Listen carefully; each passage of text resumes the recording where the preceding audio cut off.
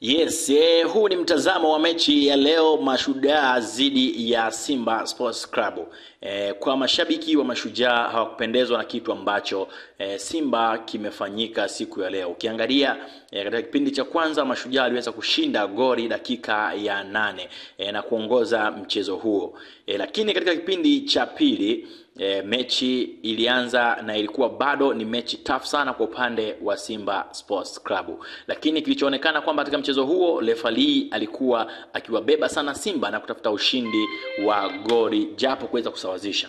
Na ndivyo ilivyokuwa. Dakika ya kipindi cha pili Simba aliweza kupata penalty na Lionel Ateba na kushinda mkwaju huo. Sasa kitu ambacho kimefurahisha zaidi au kuchekesha ni watu kutupa lawama zote kwa marefa baada ya kuonekana kwamba refa anatafutia ushindi Simba.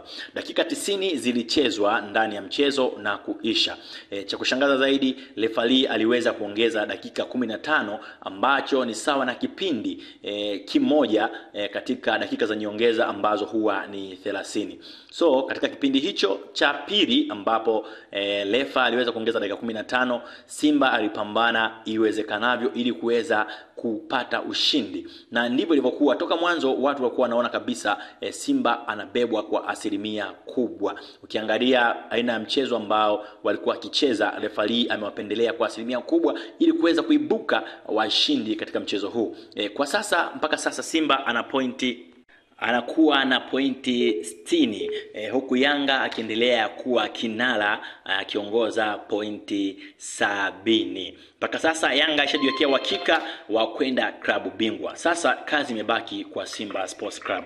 Ukiangalia mchezo wa leo asilimia kubwa ilionekana kabisa marefa wamembeba Simba kwa asilimia kubwa.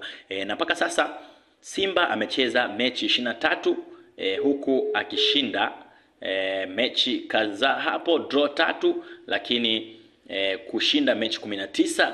Lakini Yanga amecheza mechi 26 akishinda mechi 23.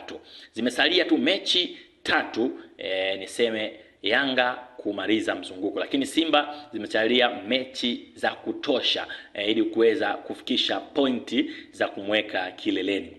Licha ya hivyo Simba akishinda mechi zote anaweza kuibuka mshindi wa pili endapo Yanga asipotoa draw yoyote au kufungwa mechi yoyote. Je, mechi ya leo ya Mashujaa, Simba dhidi ya Mashujaa, je, ni kweli referee amewabeba Simba ili kuweza kuendelea kusogea hatua kumsogelea Yanga au nini ambacho kimefanyika? Dondosha komenti hapo niambie. Uzuri mechi ilikuwa live kabisa. Dondosha komenti uniambie, je, hawa marefa wanastahili kitu gani?